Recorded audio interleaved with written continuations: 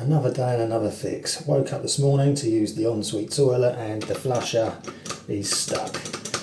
Okay, so let's lift this up, and as we can see it is a flusher that is remotely operated via this cable link to the actual valve. So on these ones, cable here attached to the flusher, as opposed to this one, which is a directly operated one by these plungers off the back of the button, pushing directly onto the top of the flusher. No. So anyway, on this one, you get kind of different designs, but fundamentally you're going to have this actuator unit attached to the actual button, and there's usually some sort of release. So on this one, it's this button here. Press that in, and the flusher cable comes away, like so. And then you're left with the actual button there, and as you can see it's the actual button that's at fault here, that won't press down.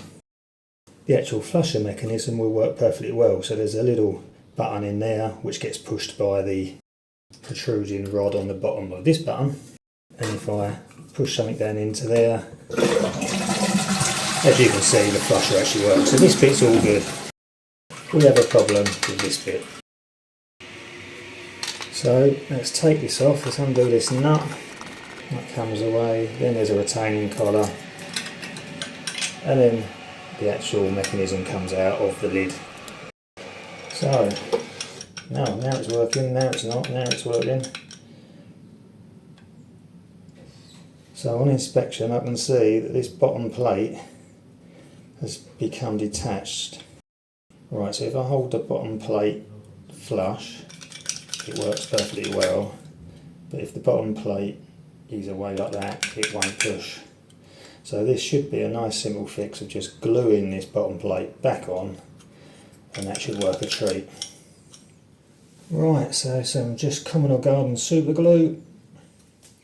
So there we go, I had some super glue on the end of this screwdriver. I just opened up that seam, put some super glue in there, pushed it back together, and now that bottom plate is stuck back on nicely, and as you can see the flusher works perfectly well now. So it's just a case of putting it back together.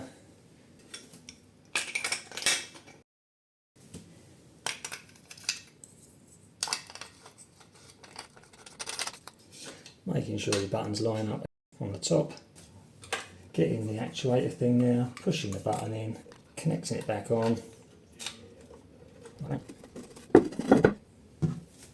And there you see the button is all good again. Another fix done. Please be sure to check out some of my other videos and give me a thumbs up, like and subscribe. Thanks a lot guys, cheers, bye bye.